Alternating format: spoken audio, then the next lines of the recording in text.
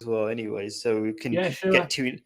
So I was just saying to Jay, I'm just going to press the live stream button on now Okay. because I'm just getting to know Jay. We're live, by the way, Jay. All right. And Hi. Good. but like just the background, how you look, your energy, and actually just talking to you like was it last week or so. I love the Yeah. spiritual insight and the energy. And today's topic is going to be pretty deep stuff. So I'm glad you're here because I think you might be able to handle it. So I do this kind of for everybody who's like new to this channel. I'm a Muslim. I do happiness classes for non-Muslims based on Islamic ideas. Um, and I've got a website, bigquestionsanswer.com, and there's like 33 lessons. And this is going to be one of the last. When I say the last, I go round in circles. I go back to the beginning again, and I've like done it twice already, I think. But being the last means there's really deep stuff, and I'm not sure if everybody will get it. And I'm going to try to get it done within an hour because I'm going to do a live stream with one of our friends, Claire, on another really interesting topic.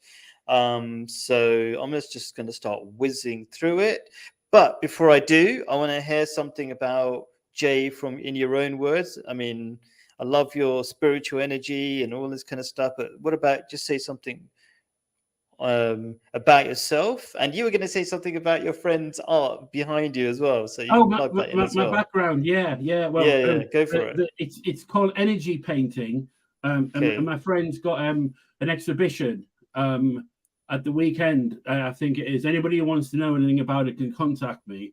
But I thought I'd be creative and use it as a background. But by the looks of things, it's taking some of the attention away from me. But that's maybe not That's a bad no, thing, it's is it? good. Maybe it's part of your real energy. Maybe that's you. Are you a bit of a hippie? Um, I don't think so. But in this modern day and age, if you do mention anything in that area, you can get called a hippie, especially with some of the friends I've got. Anyway, so Cool. We're gonna find out what you're like in a minute. Anyway, let's see. So I'm gonna do this like a class. I've got a bunch of notes. The reason why I go through the bunch of notes is because I'm usually very ambitious, and then if I just read them out without yeah. hopefully sounding too boring, um, it might be more efficient. So let's just give it a shot. So this one, let's see how that looks.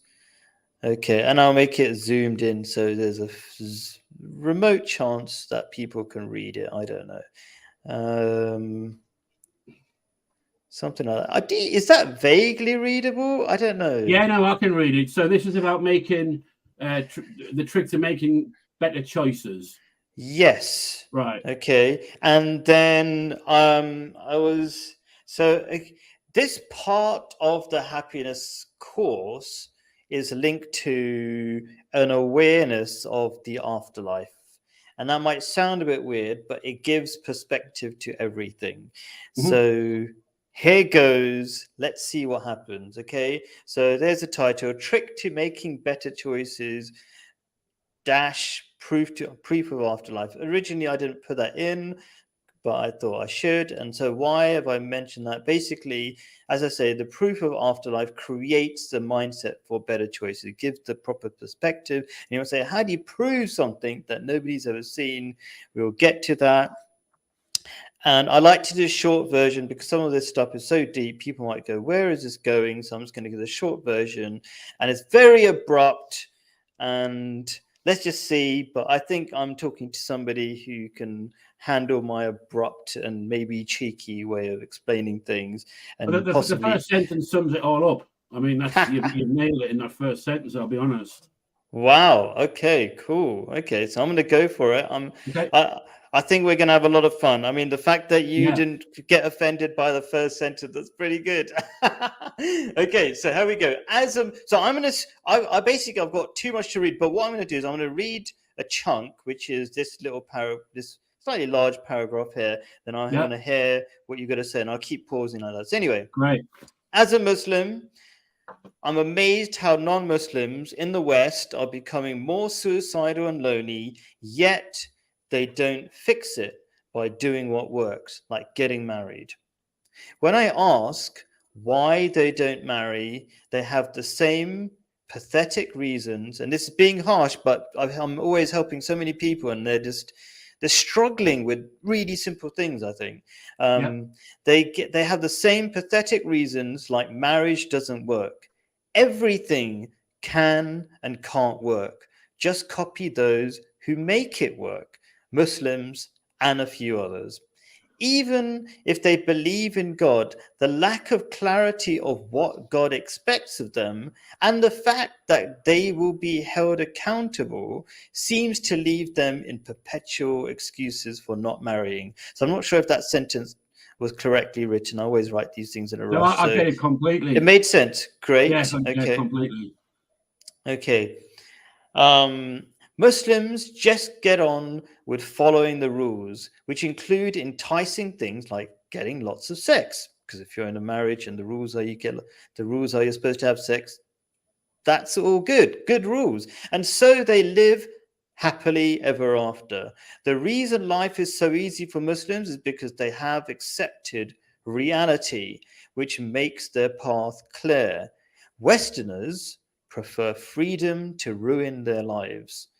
Empirically, from looking at the lives of Muslims and other God fearing people compared to those who are not God fearing, we can see the cold reality of hell stops us from making choices we know are stupid and make this life hell. There's a lot packed in there. I could Mm, scroll it up a little bit. mm. Any thoughts? Yeah, um, I think the basic premise is true, and what you're saying, I take it, is that because Islam with the Quran is quite certain and quite direct with rules, then by following them, you have the discipline, which therefore protects you from your own free will. Which, as you rightly said, in the West, we promote free will, which you rightly said that gives a lot of people a lot of reasons to hang themselves, basically, um, Yes, from very that free accurate. will. But I disagree where you've said all Muslims are happy. Like, I know Muslims that are not happy, and I know Christians, for example, that are happy. So, in a general way, but Yes. in a general way, I agree with you that the more, I mean, not so much society, but in the world, the more we walk away from, whether it be religious, spiritual rules that work, like the Ten Commandments, for example, um, the further we walk away from them, then the more, let's just call it mental illness or disturbance we experience. And the further you go away from God, the more,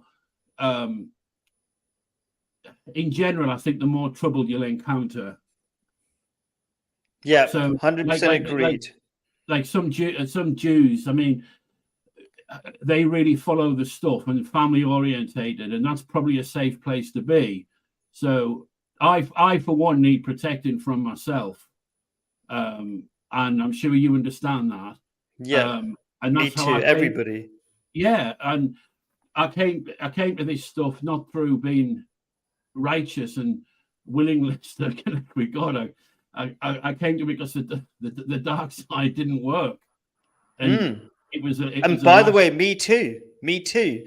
I Yeah, am kind for totally selfish reasons. yeah, Genuinely. yeah. Fair It point, but works. yeah, great, good stuff, good stuff. Yeah. Okay, cool. So I'm going to move on to the next. Thank you for all of those words of like the balancing what I'm saying, including the thing that there are Muslims who aren't happy. I would say depends how you practice it. And if you look at like, let's say Jordan, and they're not amazingly practicing, but just following the basics, they're a million times happier. Yeah. They're Mm. just family orientated. They're not alone and stuff like that, and it works. Simply works. Anyway, and it could be any other religion that really pushes those rules.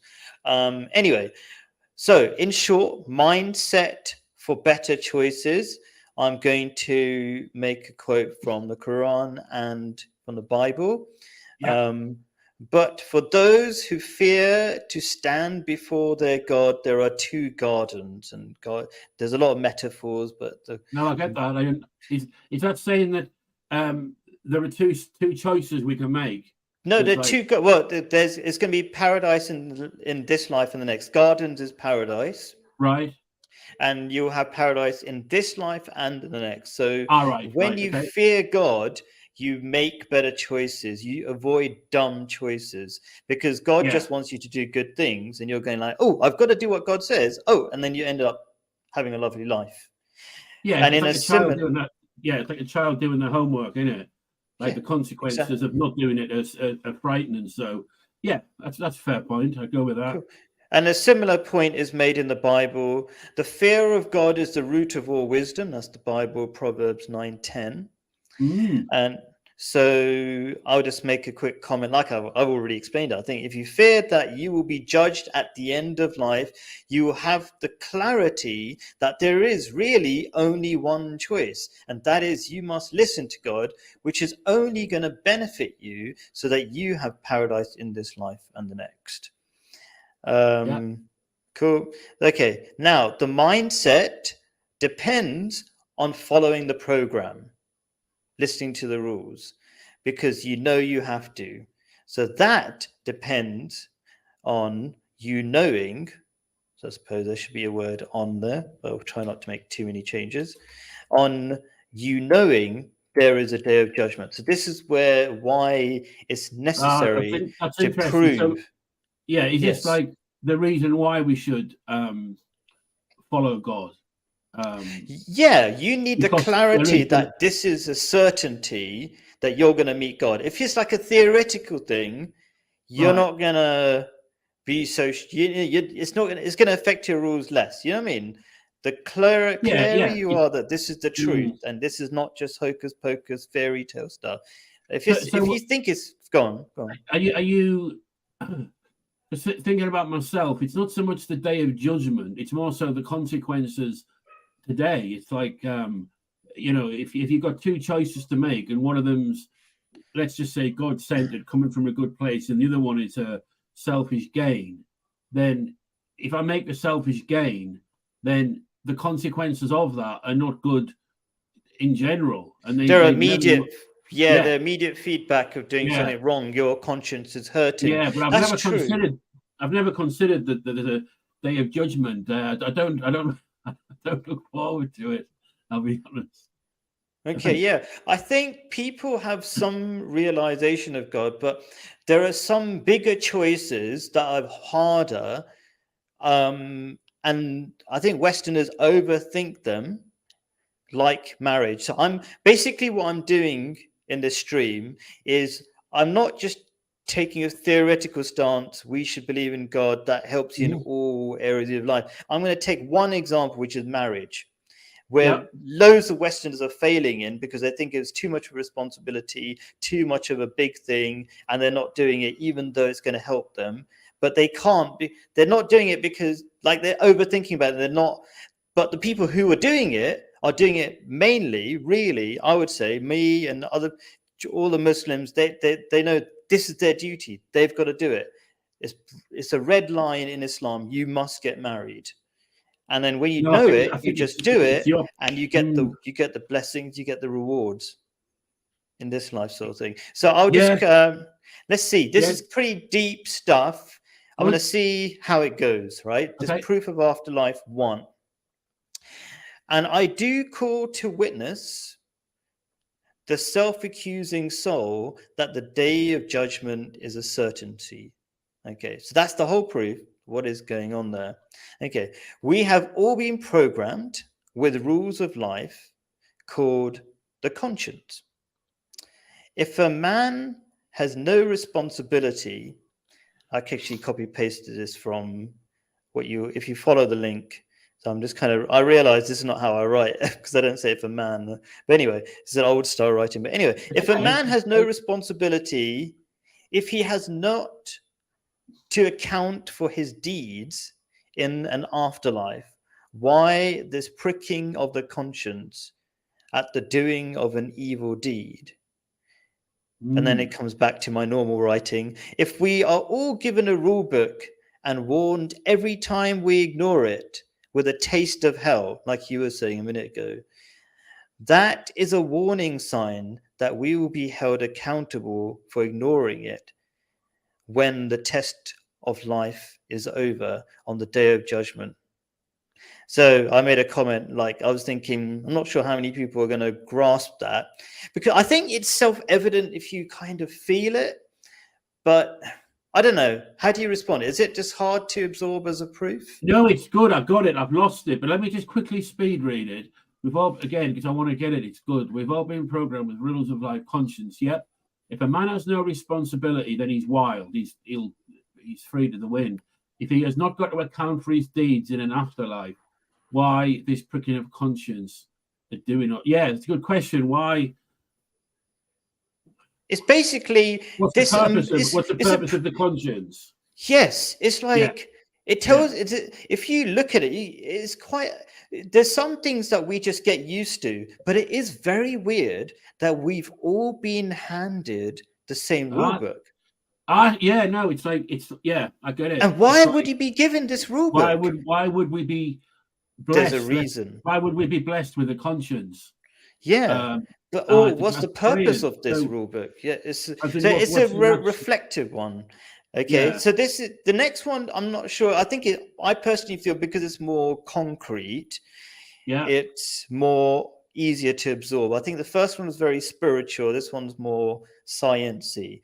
Okay, so I'll just read it first. It might not be obvious at first, but as a lot of the Holy Quran, you have to reflect. Proof of life, number 2. Then we placed him as a drop of sperm in a safe depository. Then we fashioned the sperm into a clot. Then we developed it into another creation. Then after that, surely you surely must die. Then on the day of resurrection, you'll be raised up. Okay, so it's giving a set of things that are happening after the other, one after the other, and if you reflect of them, they are related. What's the relationship? I'll quickly explain. We have experienced life as a sperm. You might not remember it, which died from the sperm's perspective. So it thought it died, but was born as a new creation in the womb.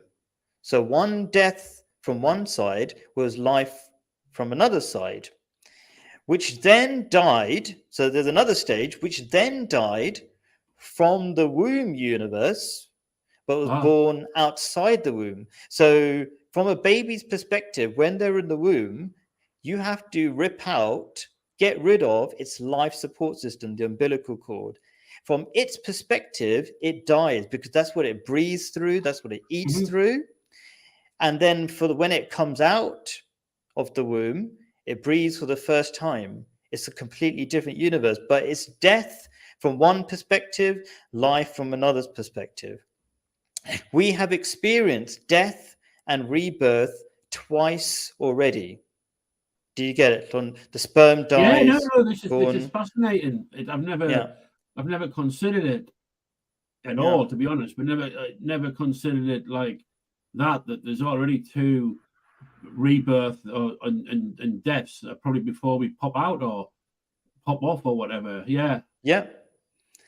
Okay, so if we've experienced death and rebirth twice already, how can you disbelieve in rebirth into yet another higher form in the next life? So each death and rebirth leads to a higher form of existence as well.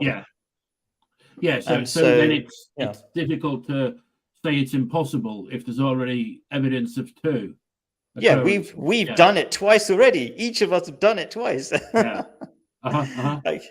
And then there's a more softer approach to explaining this in a kind of a lovely little story.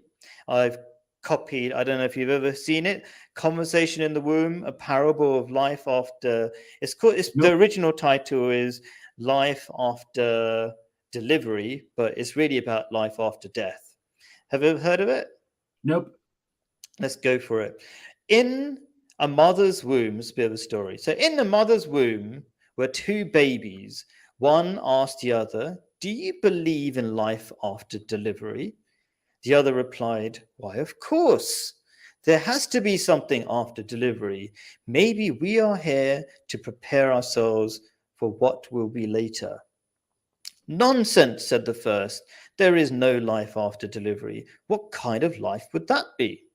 The second said, "I don't know, but there will be more light than here. Maybe we can walk with our legs and eat with our mouths. Maybe we will have other senses that we can't understand now." The first replied, "That is absurd. Walking is impossible, and eating with our mouths? Ridiculous. The umbilical cord supplies nutrition and everything we need, but the umbilical cord is so short. Life after delivery is to be logically excluded." The second insisted, "Well, I think there is something, and maybe it's different than it is here. Maybe we won't need this physical cord anymore." The first replied, "Nonsense. And moreover, if there is life, then why has no one ever come back from there? Delivery is the end of life, and in the after delivery, there is nothing but darkness and silence and oblivion. It takes us nowhere." "Well, I don't know," said the second, "but certainly we will meet Mother, and she will take care of us." The first replied, "Mother? You actually believe in Mother? That's laughable. If Mother exists, then where is she now?" The second said, "She's all around us. We are surrounded by her. We are of her. It is in her that we live. Without her, this world would not and could not exist." Said the first, "Well, I don't see her, so it's only logical that she doesn't exist."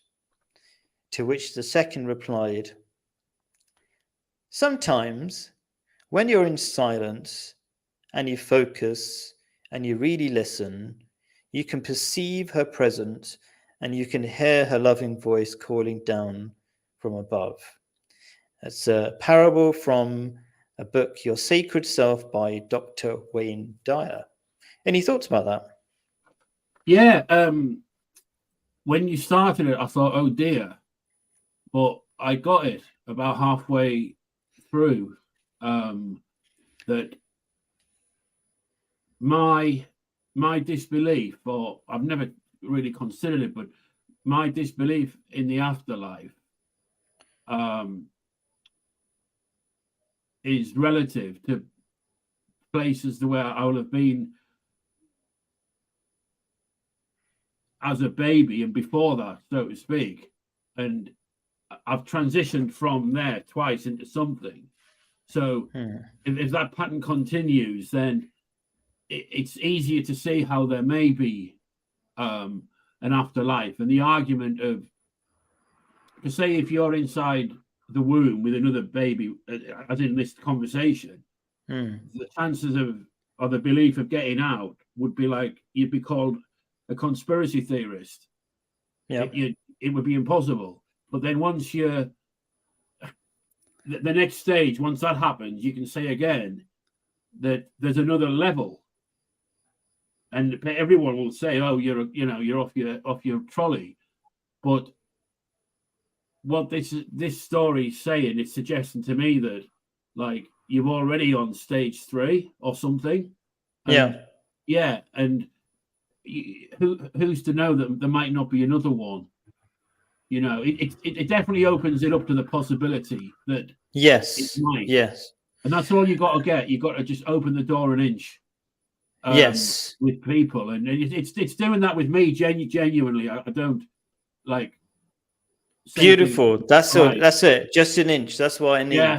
You know, and there's so many things that this guy, who I believe is a Christian who wrote this, Dr. Wayne Dyer, I've seen some videos of his, very insightful person. He's saying a lot of things that are very accurately linked to the way the Quran sees things. For example, the Quran, the word for God, or there's different 99 names for God, but the essential main names of God are linked to the word womb.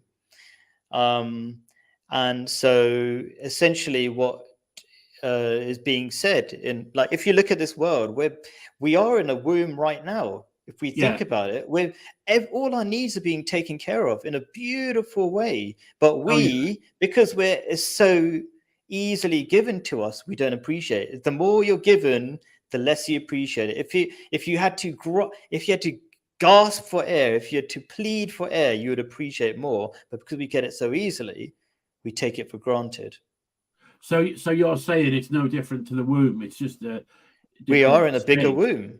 Yeah, we're Yes. just on a different We keep stage. thinking we're leaving one, but we're always in a womb. We're always being taken care of.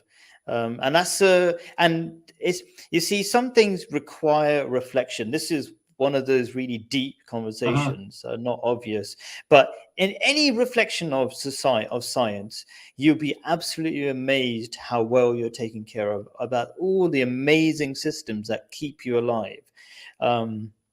Just takes a little bit of research. Just look at a leaf and you see, wow, that's a solar panel. That's amazing, and it recycles itself, No, yeah, and it's the crazy. cooling system in the body. There's a lot of like natural things that the brain kind of like we kind of choose to sweat, and sweating's a good way of cooling down, and we don't make up, I need to sweat and then create it. It's there, isn't it? I mean, Yeah, go to the toilet or whatever. There's a million feelings of million. hunger. We need food, but it's all laid out as it is in the womb. But the you know, but the question from this, which I'm not asking now, but this will come later, is how be interesting how one's life changes from being away to the possibility that there might be an afterlife. That's what I'm thinking now. Like it might be that's the Well, when you yes, realize that sure. there might be possible, will it alter one's thoughts, actions, and motivations? Let's see. Sure, that would be an interesting discussion, because yeah, okay.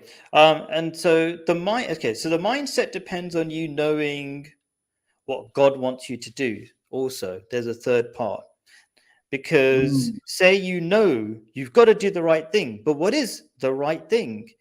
And I think that's a major problem in a lot of religions, where they give you too much freedom. You can do anything you want. This is Islam. Says I've got a story for that quickly if you want. Go on. I do a bit of dog walking here and there, and I was walking with one of the local ministers, priests in the area, Yeah. and I said to him that I said one of the problems that I've got is that I don't always do or want to do what God wants for me. And he got really animated, almost angry, and he just said, "Be really, really careful for assuming that you know what God wants for you."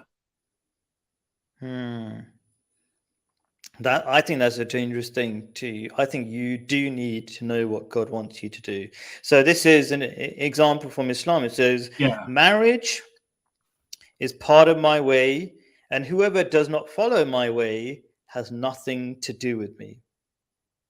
Oh, and that's in the Quran, is it? No, that's a saying of Prophet Muhammad. Oh, right. So, and I've given a link to, I always reference all these things, whatever, right? And so it's black and white. And so you know what you've got to do. Do you know what I mean? So once you've got the God awareness, and you know God is going to like talk to you at the end of life and say, what did you get up to? And now you know exactly. And I'm focusing on marriage just because this is a major issue that is ripping through Western society and making people really lonely, and people really suffering because they're not doing this thing called marriage and sticking to marriage and making families, whatever. But you need the red lines. Yeah. But there, a conversation for another time. That I mean, there are there are lots of factors that contribute to why marriage is virtually impossible for a lot of people, whether it be um, the extreme side of feminism, finance, practicality, living accommodation in cities. And it's not like it was 30, 40, 50 years ago.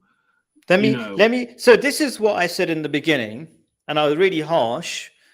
I said, just look at the people who are doing it. And if you look at the people who are doing it, they're just going to do it. Like all those reasons, like money.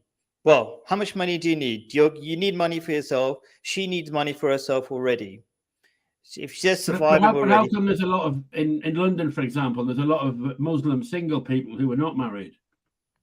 Because, yeah, that's a good point, because they're probably not following the systems, or they're being too picky. They're not focused on the responsibility of being married. They're more focused on having the most good looking person or whatever. But relatively, the people, I would say, yeah, you got a point. There are lots of people who are not, how do I put it?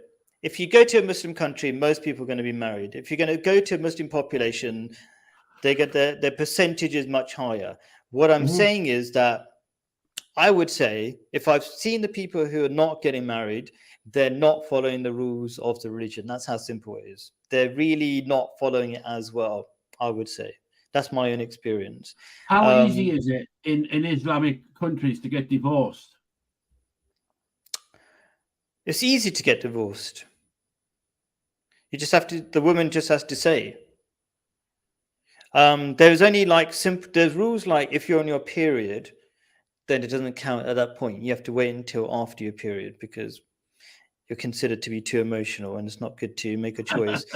Yeah, and Islam is a very sexist religion. It doesn't care if Westerners go, oh, you can't say that. It's like, we don't care, because it's biological reality that people have known since the beginning of time. And also you have to wait 3 months. Doesn't matter if you're a man or a woman, you have to wait 3 months.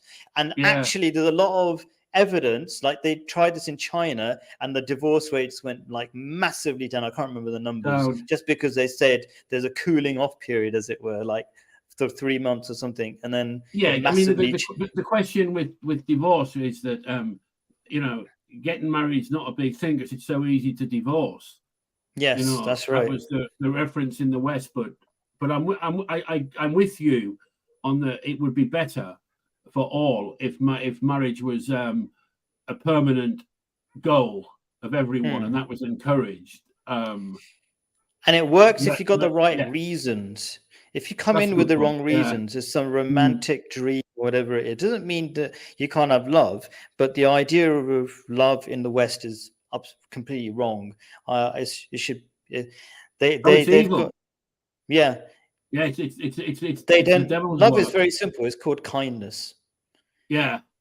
You know what I mean? It's not some romantic magic, whatever. Yeah, you have to work at it. Yeah, you have to be patient. That's why it's very important in Islam, because it makes you a better human being. But I'm kind of going off topic, but there are a lot of reasons. Okay, let's get back on. It's relevant, but good. But get back on track. Yeah.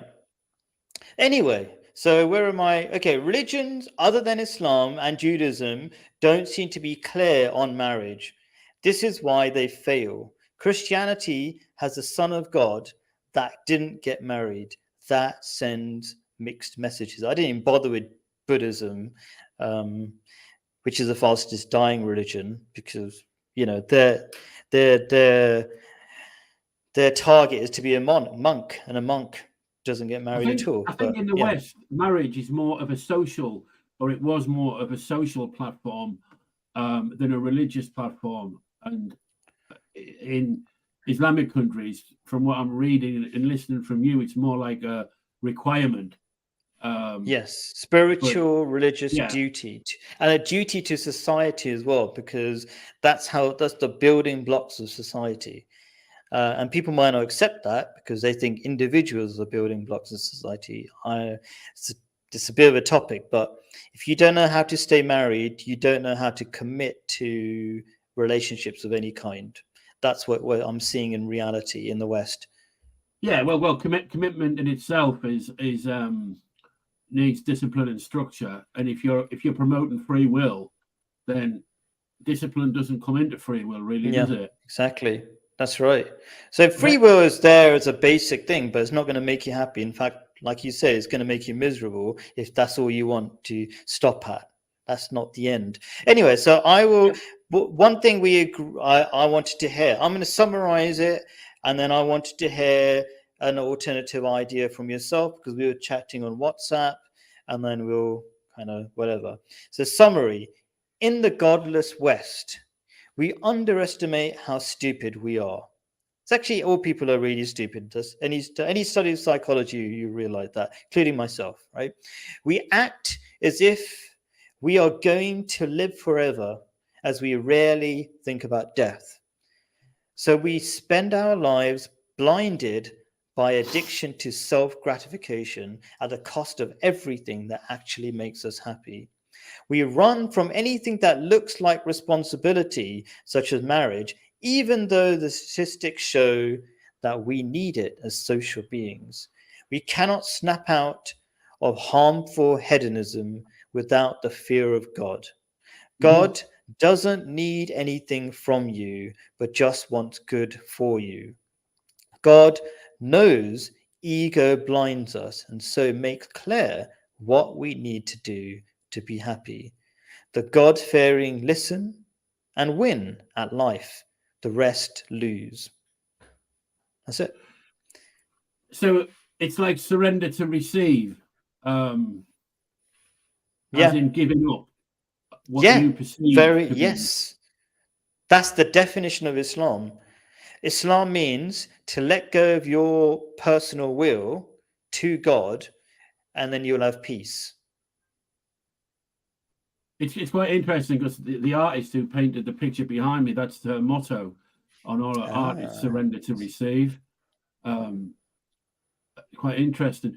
But that's counterintuitive to what's promoted in the West, where we told, we can get it and go out and seek it, and you can have what you want, you can be what you want, and the it's the actually result, advertising. yeah, We think it's not our intuition. In fact, we've stopped listening to our intuition for a very long time. We've been listening to advertising. It really struck me when I watched a really old movie and I could see the beginning of the propaganda. So there was a movie called it was about dancing. It was just about young people uh-huh, dancing, and it was all about promote is a very American, um, and it was promoting like freedom from the church and everything, and then you'll be happy. All you need to do is have a dancing hall with a bunch of teenagers and do these really cool moves, and you'll be happy. And I could see that was the seed of a whole lot of propaganda that we've been had shoved down our throats for 30 got it. years. And so when we say our feeling is that feels the opposite of what we're used to, it's actually because we've had it propaganda shoved down our throat. And so why do we all think freedom's suddenly going to make us happy? That's just a dumb idea. That doesn't make any sense if you think about it. Freedom, what? So what? What freedom to jump up and down? That's a child's idea of freedom, of happiness. Uh-huh. You know, No, I hear anytime. you. Yeah, I yeah. do. It it goes against, and I think when you're about advertising and living in the West, it's like, um, the alcohol, drugs, gambling, prostitution, um, sexual behavior gone extreme, um, and even the stuff now that's being promoted. It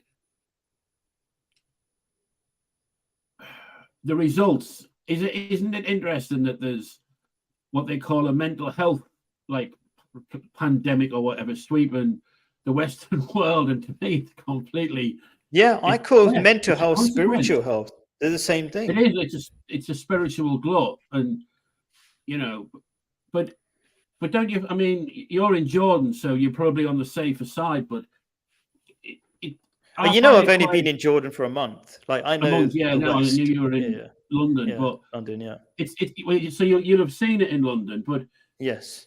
I find it quite difficult seeing this stuff, knowing it, but just watching it, and you know, what can you do bar give a demonstration yourself? But you're living in a world where you are kind Do of you on feel your own. hopeless? Is that what you're saying?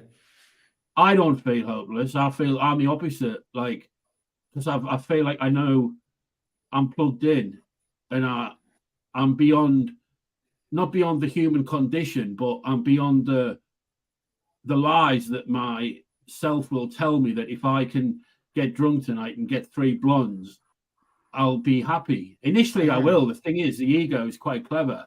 There is an icing on the cake, Yeah. but long term, that, and I've done all that stuff anyway. But long term, it doesn't work. But when I see the majority of people chasing that stuff, um, I just watch it and like don't go there, Yeah. But no, I'm good, but I'm only good because I'm not like there. You've I had don't an want to talk. awakening of sorts, right?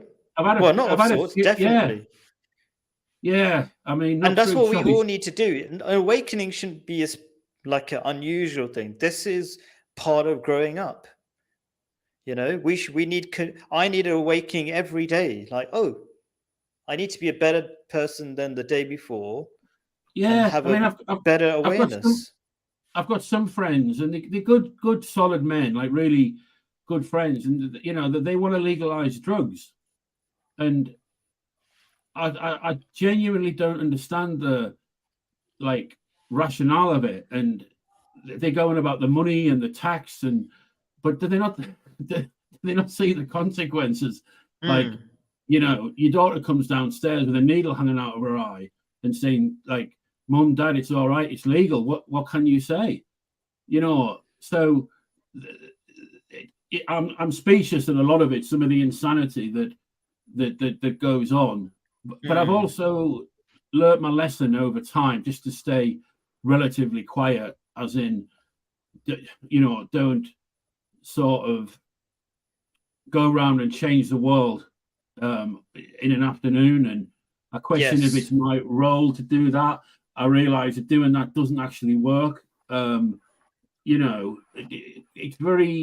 It's a delicate thing to see this stuff. And also, there's also the spiritual, like the narcissistic spirituality of it, as in assuming that I'm right or better because I know, and I'm not convinced that I know. I think I'm on the right path with it, but um, going around preaching to people who haven't asked for it isn't a good way to go. I don't think it doesn't work. So No, I you're used to right. do We it. we shouldn't be in people's faces. Yeah. Yeah, And Islam teaches the same thing. For example, says when you spread the truth, be patient. Like it's not going to change in a world. Sorry, in a day. Um, you have to do everything patient. You have to be. The word given is akin to emotionally detached. Let's say you don't yeah. feel. There's a Yeah. great thing in Matthew, and it's know them by their fruits. Yeah. And Yeah. it says like a poison tree cannot bear good fruit. So it's basically demonstrate um, what you believe in, and I think I think I'm known as being fairly upbeat. Like, a lot of people talk about mental health and depression, and I have to be careful what I say, because there are genuine cases of Hmm. mental illness, as if there is physical illness. But I know people these days who read about mental health and suddenly they're ill. Like, it's becoming a mental illness in itself, looking after your mental health. Like, Do you know what? I like the relationship you. I'm not sure if you really made it a relationship, but you said there's physical health problems and then mental health problems, right? yeah, In physical health problems, there is a cause. Guess what? Mental health problems, there is a cause. If yeah. you're in a I'm detached, coming. isolated world, You know what? There is a reason for you to be depressed because you're not. No, I mean, I've had But I'm not experiences saying of, it's a good thing. If you yeah, have depression, if you think, okay, if your knee got bumped and is bleeding, guess what? You probably made a mistake. Don't do it again. Same thing with depression. You probably made a mistake. Fix it. There are solutions. That's why I I'm actually down. pointed it. Yeah. I'm with you on that, and living in Jordan, you could probably get away with that, but in social circles and in a lot of ways here, to say that type of thing or think like that will get you Yeah. ostracized. Because Yeah. depression is the one of the latest gods. It's Yes. like, but there are. This is where it's genuinely difficult. There are people, and I've seen it in friends, family members, and my own family to a point where people, if you're looking at sort of like paranoid schizophrenia, where the brain is damaged as a leg is damaged. Sure. There are mental cases where the brain isn't functioning, and Hmm. that is a real thing. But I agree with you on the things like the majority of depression or stroke mental health, where if you're living in a world where you need women to validate yourself, you need money to validate yourself, you need the latest car to validate yourself. Everything you get is on hire purchase. You're competing with people. You're on 0-hour contracts for work. You cannot afford rent. Like, that nobody could live in that world and not be depressed. Hmm. You know, I agree it's with a lot of it, but I don't agree with some of the end things. Like my life, incredibly risky. There are many, many times that I have no money coming in. I didn't get depressed. mm, Okay. And I'm just going to no, there's a but lot of with things that, respect, hang on, yeah. with respect, you've got another way. Imagine if you Yes. didn't have your You mean an faith. alternative to money, like my happiness doesn't depend on money. Is that what you mean? Yeah, but That's right. it's Exactly. That's the right, reason. That's the right. That's reason. not it. So you're actually Yeah. validating what I'm saying. Oh, So yes. Sorry. Yeah. Yeah. Yeah. in the Sure. Yeah. Yeah. West, all Yeah. you don't need to seek God. You need to get the latest, flashiest car. Yeah. That is God. It's idolatry, and none of it works. Believe Yeah. me, none of it works. And so you're all right with it. I'll be all right with it. But that's because there's another world. There's another power, and we Yeah. don't need that stuff. Yes, it's better Yeah. to have it, but Yeah. um, But if I was in that place, and I've been in that place, and I got a lot, I got a lot of money, I got a lot of things, and I felt worse, and I was nearly at breaking point when I had a lot of things, and I felt worse. I always thought if I get X, Y, Z, I'll be all right, and I got it, and I wasn't, and that was one of the scariest places. I thought, damn, there's something wrong. There's something wrong with me, and there was. Yeah. That's you right. know, And we don't, so and it's hard to recognize that there's something wrong because you're told all the things you're doing, materialism will is right. work. And it doesn't. You're being told lies nonstop. But if you're in a society that doesn't depend on those things and values family, then it's really obvious that it doesn't work Yeah, because you're shown the alternatives and you've seen the alternatives.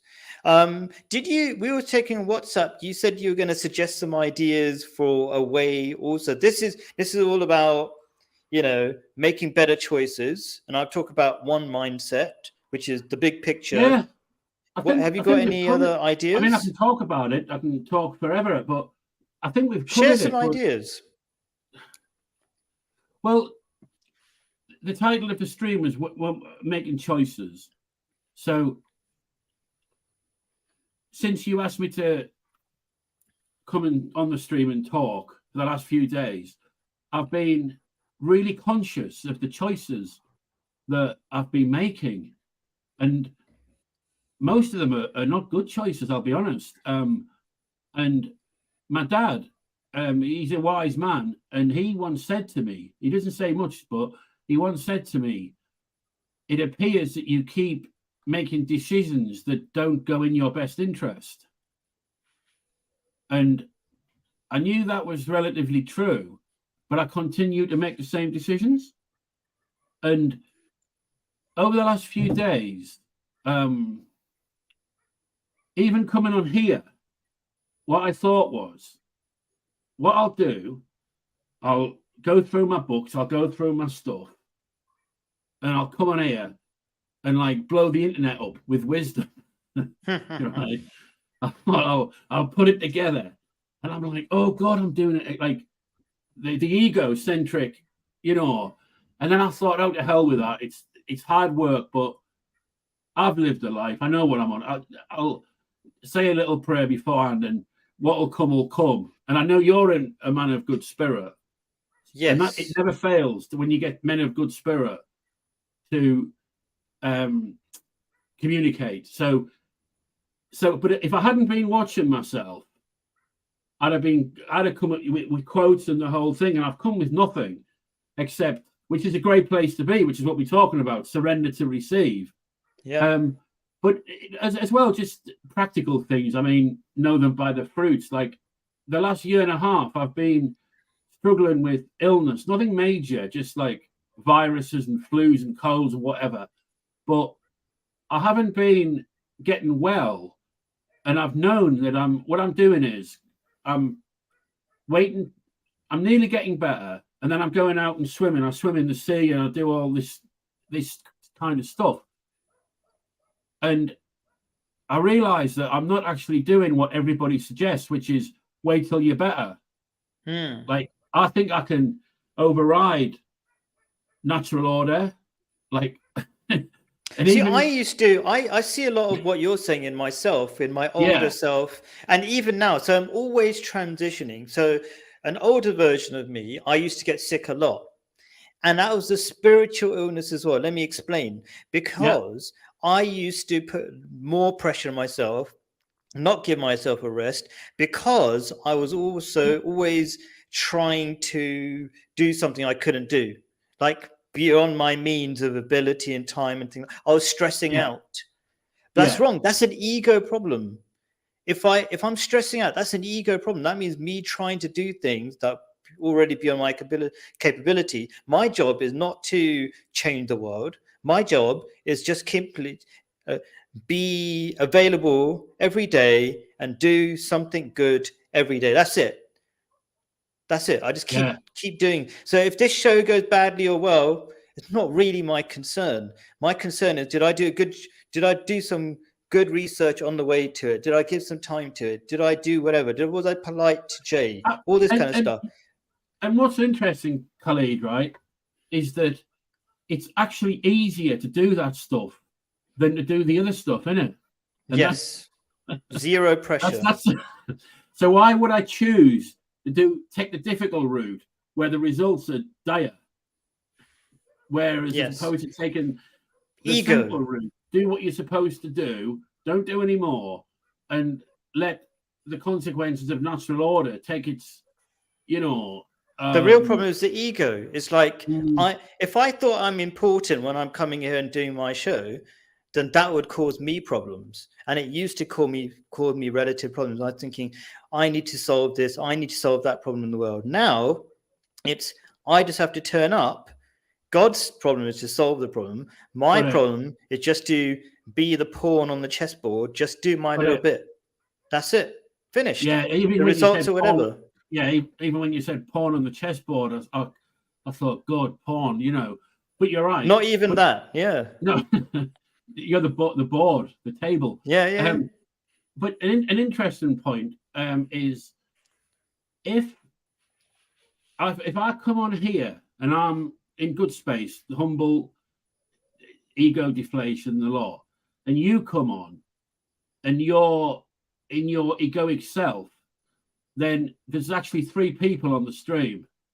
There's me, your good self, and your egoic Khalid. Now, the egoic Khalid will not bond with the humble Jay, and the egoic Khalid will leave the stream thinking, I didn't like that. Jay didn't respond to or something.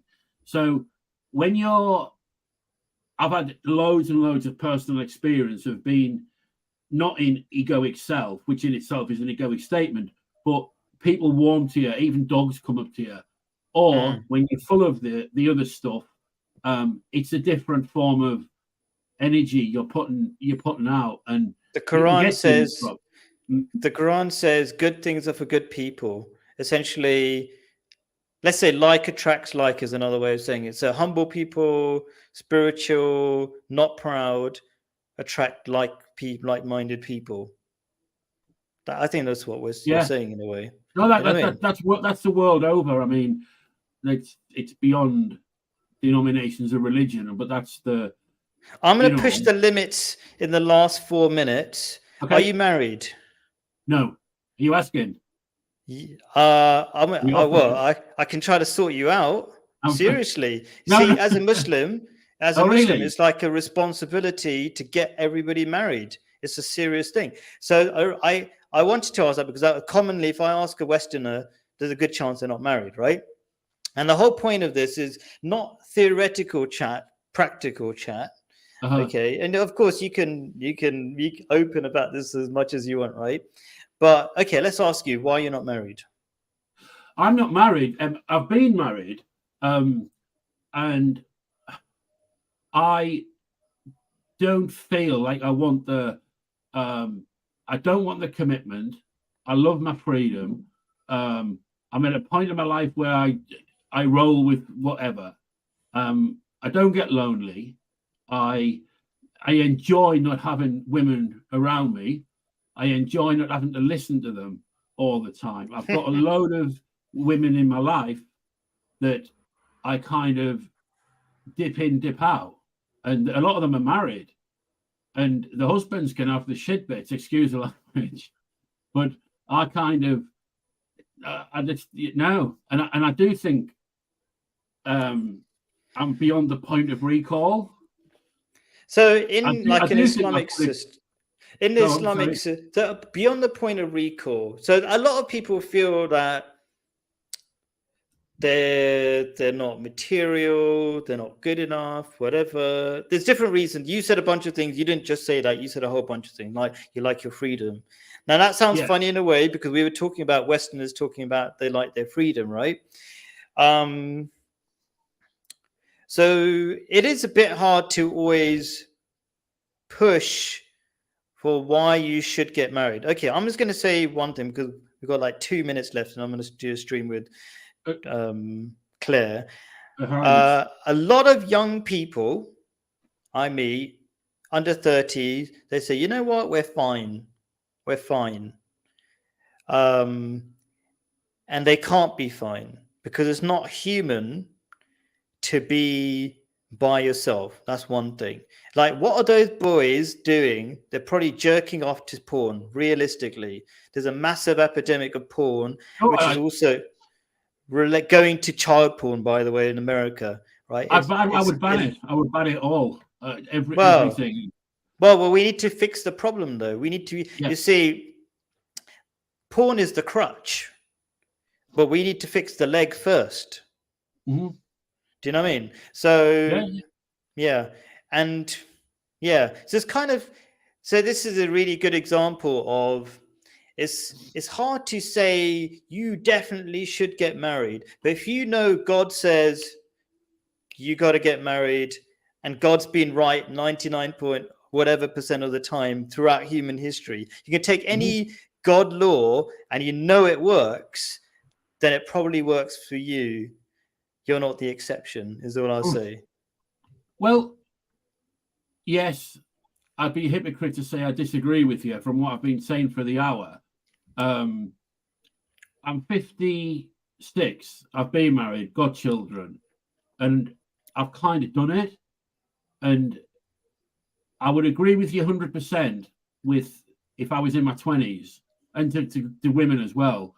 But I'm not so sure with at my age and having already done Yeah, it. and it's quite unusual in Western society to make a big deal of it. And over here, people get second wives and all this kind of stuff. Like my father-in-law, I think he got remarried about your age with a second wife. So Yeah. That's normal here. Yeah. So it's a bit different. Yeah. And Jay, yeah, I'm going I to was cut you done. off. Good. And you could join in, by the way, to the next stream because we're talking about nationalism and religion. Listen in if you like. But absolutely wonderful having you. Sorry to talk over you. I'm really sorry because this is bound to happen that we were going to have still plenty to talk about after an hour. Thank you so much. Next time. Cheers. Thank you, Jay. Bye. Bye-bye.